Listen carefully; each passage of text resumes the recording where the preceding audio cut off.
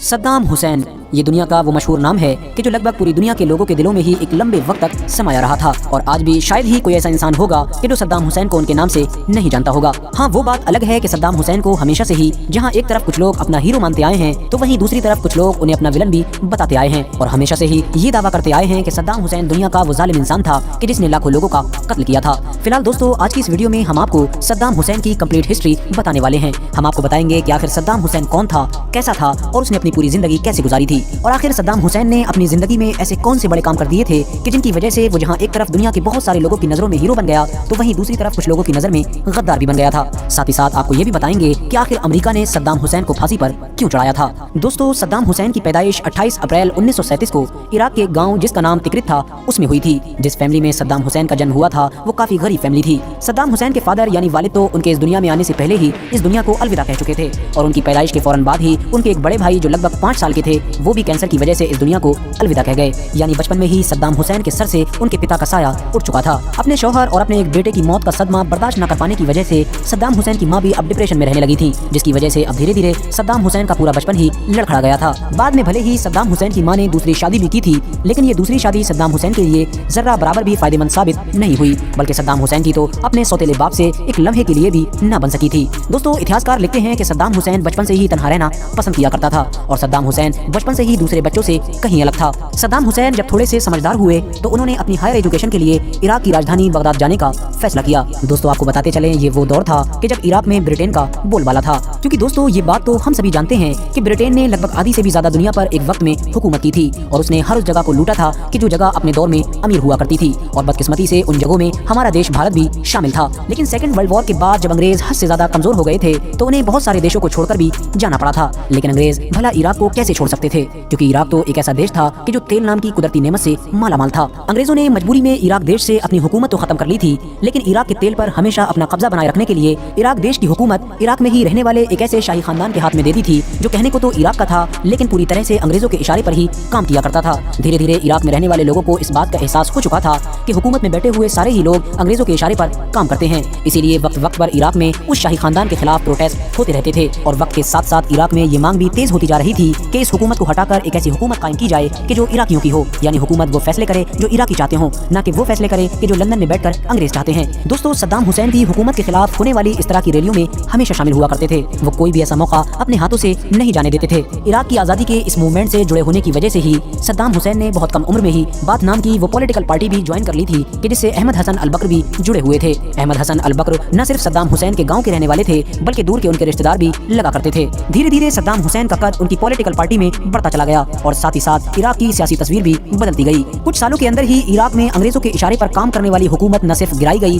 बल्कि साथ ही साथ वो पार्टी भी पावर में आ गई कि जिसमें सद्दाम हुसैन थे। बाथ नाम की उस पॉलिटिकल पार्टी के पावर में आने के बाद अहमद हसन अल बकर को इराक देश का नया राष्ट्रपति बनाया गया। अहमद हसन अल बकर के दौर में पार्टी की तरफ से सद्दाम हुसैन को नंबर 2 की पोजीशन दी गई थी, यानी सद्दाम हुसैन को इराक का दूसरा सबसे ताकतवर आदमी बनाया गया था। मगर हैरानी की बात यह है कि उस दौर में इराक के राष्ट्रपति भले ही अहमद हसन अल बकर थे लेकिन पूरी सरकार सद्दाम हुसैन ही चलाया करते थे और अहमद हसन अल बकर से ज्यादा शोहरत सद्दाम हुसैन की हो चुकी थी। सद्दाम हुसैन की इजाजत के बगैर इराक देश में कोई भी छोटे से छोटा या बड़े से बड़ा फैसला नहीं लिया जा सकता था, यानी सद्दाम हुसैन उसी दौर से ही इराक देश के अघोषित राष्ट्रपति बन चुके थे। उस दौर में ही सद्दाम हुसैन ने इराक देश के लिए कुछ ऐसे फैसले लिए कि जिन्हें आज तक नहीं भुलाया जा सकता है। सद्दाम हुसैन ने इराक देश में मौजूद सारे तेल को इराक की गवर्नमेंट के अंडर में ले लिया था, जिसकी वजह से अब गवर्नमेंट की आमदनी बढ़ गई थी। आमदनी बढ़ने पर उस सारे पैसे का इस्तेमाल इराक के डेवलपमेंट पर किया गया। सद्दाम हुसैन ने उस दौर में न सिर्फ इराक में अच्छे कॉलेजेस, हॉस्पिटल्स और स्कूल्स खोले बल्कि साथ साथ अच्छी सड़कों का भी इंतजाम किया। बिजली पानी की वो सारी परेशानियां दूर की जो पहले की हुकूमत में हुआ करती थी। यही वो दौर था कि जब सद्दाम हुसैन का नाम अचानक से पूरी अरब दुनिया में एक ताकतवर नेता के तौर पर उभरा था और पहले से ही पूरी दुनिया को ये महसूस होने लगा था कि बहुत जल्द ही आने वाले दिनों में सद्दाम हुसैन ही अब पूरे इराक के हुक्मरान बन जाएंगे। और यकीनन ऐसा ही हुआ, क्योंकि जहां एक तरफ उन दिनों सद्दाम हुसैन की शोहरत आसमानों को छू रही थी तो वहीं दूसरी तरफ अहमद हसन अल बकर हद से ज्यादा बीमार हो गए थे, जिसकी वजह से अहमद हसन अल बकर को बहुत जल्द ही अपने राष्ट्रपति के पद से इस्तीफा देना पड़ा। अहमद हसन अल बकर के इस्तीफा देने के बाद सद्दाम हुसैन ही इराक के अगले राष्ट्रपति बने और बस यहीं से सद्दाम हुसैन की वो कहानी शुरू हुई कि जो आज तक पूरी दुनिया में मशहूर है। सद्दाम हुसैन के राष्ट्रपति बनने के बाद इराक में हालात वैसे नहीं रहे जैसे पहले हुआ करते थे। 1980 में ही इराक और ईरान के बीच बड़ी जबरदस्त जंग शुरू हो गई। ये जंग 1 या 2 साल नहीं बल्कि लगातार 8 साल तक जारी रही। जंग खत्म होने के बाद दोनों देशों में से भले ही किसी भी देश को कोई खास फायदा तो नहीं हुआ, लेकिन नुकसान हद से ज्यादा हुआ। दोनों ही देश पूरी तरह से माली तौर पर हद से ज्यादा कमजोर हो चुके थे और इस जंग में लाखों लोगों को अपनी जान भी गंवानी पड़ी थी। और हैरानी की बात यह है कि इराक और ईरान के बीच होने वाली इस जंग में बहुत सारे देशों के साथ साथ अमेरिका भी इराक यानी सद्दाम हुसैन को ही सपोर्ट कर रहा था और इस जंग में अमेरिका ने सद्दाम हुसैन की माली मदद के साथ साथ और भी कई तरह से मदद की थी। 1988 के बाद इराक अपनी पुरानी जंग के नुकसान से अभी उभर भी नहीं पाया था कि सद्दाम हुसैन ने कुवैत पर हमला करने का ऑर्डर जारी कर दिया और कुछ वक्त के अंदर ही इराक की फौज ने पूरे कुवैत पर कब्जा कर लिया। सद्दाम हुसैन के कुवैत पर हमला करने के पीछे कई वजह बताई जाती हैं। बताया जाता है कि कुवैत ने उस दौर में इराक के दुश्मनों के इशारे पर तेल की कीमत हद से ज्यादा कम कर दी थी, जिसकी वजह से अब इराक को हद से ज्यादा नुकसान होने लगा था। इसके अलावा एक वजह यह भी बताई जाती है कि कुवैत के किसी बड़े शेख ने इराक की औरतों के खिलाफ गलत जबान का इस्तेमाल किया था। उसकी वजह यह थी कि क्योंकि कुवैत ने भी इराक और ईरान के बीच होने वाली जंग में इराक की माली तौर पर बहुत मदद की थी, जिसकी वजह से इराक कुवैत का कर्जदार हो गया था। उसी कर्ज से रिलेटेड बात करने के लिए एक बार जब इराक के फाइनेंस मिनिस्टर कुवैत शेख से मिलने गए थे तो कुवैत के शेख ने उनसे ये कहा था कि हमने सुना है तुम्हारे यहाँ की औरतें हद से ज्यादा खूबसूरत होती हैं, इसलिए हम चाहते हैं कि तुम उन्हें हमारे पास लेकर आओ। इराक के फाइनेंस मिनिस्टर ने उस शेख से उस वक्त तो कुछ नहीं कहा, लेकिन इराक पहुंचकर इस बात की खबर सद्दाम हुसैन तक पहुंचा दी थी, जिसे सुनकर सद्दाम हुसैन गुस्से से पागल हो गए थे और फौरन कुवैत पर हमला करने का ऑर्डर जारी किया था। फिलहाल दोस्तों, सद्दाम हुसैन के कुवैत पर कब्जा करने की वजह जो भी रही हो, लेकिन ये कब्जा सद्दाम हुसैन के लिए खतरनाक साबित हुआ, क्योंकि सद्दाम हुसैन के कुवैत पर कब्जा करने के बाद सारे ही अरब मुल्क एकजुट होकर सद्दाम हुसैन के खिलाफ खड़े हो गए थे। यहाँ तक कि वो अमेरिका भी अब खुलकर इराक के सामने आ चुका था कि जो अभी तक इराक का दोस्त माना जाता था और यहीं से सद्दाम हुसैन और अमेरिका की दुश्मनी का आगाज हुआ था। और कुछ दिनों के बाद ही अमेरिका और बहुत सारे अरब मुल्कों की सपोर्ट से कुवैत से इराक की फौज को बाहर निकाल दिया गया। दोस्तों, कुवैत भले ही आजाद हो गया था, लेकिन सद्दाम हुसैन और अमेरिका के बीच जो दुश्मनी शुरू हो चुकी थी वो थमने का नाम नहीं ले रही थी, बल्कि दिन ब दिन और ज्यादा खतरनाक होती जा रही थी। ज्यादातर लोगों का यही मानना है कि कुवैत पर कब्जे के बाद अमेरिका को ये डर सताने लगा था कि सद्दाम हुसैन हद से ज्यादा ताकतवर होता जा रहा है, जिसकी वजह से सद्दाम हुसैन को कंट्रोल करने के लिए सद्दाम हुसैन पर हद से ज्यादा दबाव बनाना शुरू कर दिया था। इसके अलावा सद्दाम हुसैन से अमेरिका की दुश्मनी की एक वजह ये भी बताई जाती है कि क्योंकि अमेरिका ये चाहता था कि सद्दाम हुसैन भी दूसरे अरब देशों की तरह ही अपने देश के तेल का सारा सिस्टम हमारे हवाले कर दे, यानी हमारे देश की कंपनीज ही दूसरे अरब देशों के तेल की तरह ही इराक देश के तेल के रेट भी खुद फिक्स करें। लेकिन सद्दाम हुसैन अमेरिका की ये बात किसी भी हालत में मानने के लिए तैयार नहीं थे। उनका ये मानना था कि इराक में मौजूद सारा तेल इराक के लोगों के लिए रब की तरफ से मिला हुआ एक तोहफा है, जिसका मैं किसी भी हाल में सौदा नहीं कर सकता हूँ। सद्दाम हुसैन और अमेरिका के बीच की ये कहानी अभी चल ही रही थी कि उन्हीं दिनों अमेरिका में वो खतरनाक हमला हो गया कि जिसे आज हम 9/11 के नाम से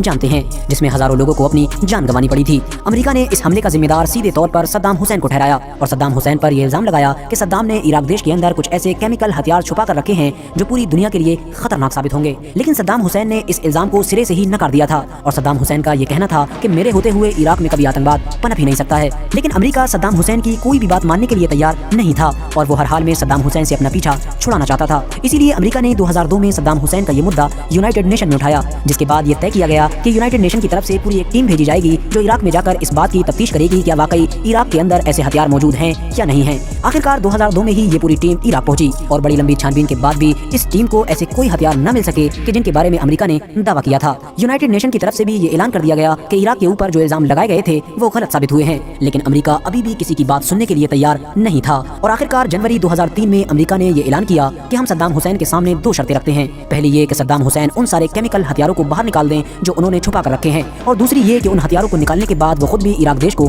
छोड़ दें, वरना ऐसा न करने पर अमेरिका बहुत जल्द ही इराक पर हमला कर देगा। फरवरी 2003 में सद्दाम हुसैन ने एक प्रेस कॉन्फ्रेंस की जिसमें एक बार फिर से उन सारे इल्जामों को नकार दिया कि जो अमेरिका की तरफ से लगाए जा रहे थे, और सद्दाम हुसैन ने यूनाइटेड नेशन की उस टीम का भी हवाला दिया जो पहले ही इराक का दौरा कर चुकी थी और उसे किसी भी तरह के कोई हथियार हाथ न लग सके थे। उसके बाद सद्दाम हुसैन ने कहा कि अमेरिका बिला वजह जिद पर अड़ा हुआ है और हम भी उसकी दोनों शर्तें मानने से इनकार करते हैं और इराकी कभी भी किसी के सामने नहीं झुकेंगे और हमेशा अपने मुल्क की खातिर लड़ने के लिए तैयार रहेंगे। सद्दाम हुसैन के इस जवाब ने अमेरिका के राष्ट्रपति जॉर्ज बुश का गुस्सा और ज्यादा बढ़ा दिया था, जिसकी वजह से 2003 में ही अमेरिका ने ब्रिटेन की मदद से इराक पर हमला कर दिया और बहुत जल्द ही अमेरिका बगदाद पर कब्जा करने में कामयाब हो गया था। अमेरिका ने बगदाद पर तो कब्जा कर लिया था, लेकिन सद्दाम हुसैन को पकड़ने में नाकामयाब रहा था। लेकिन लगातार 9 महीने तलाश करने के बाद सद्दाम हुसैन को उसी गाँव में एक बंकर के अंदर से गिरफ्तार किया गया था कि जिस गाँव में वो पैदा हुए थे, और गिरफ्तार करने के बाद उनके ऊपर लगभग 3 साल तक केस चलाया गया, जिसके बाद 30 दिसंबर 2006 को उन्हें फांसी पर चढ़ा दिया गया। फांसी की सजा होने के बाद सद्दाम हुसैन ने अमेरिका से ये मांग भी की थी कि क्योंकि वो एक आर्मी के जवान हैं, इसीलिए उन्हें सम्मान के साथ गोली मारकर मौत की सजा दी जाए,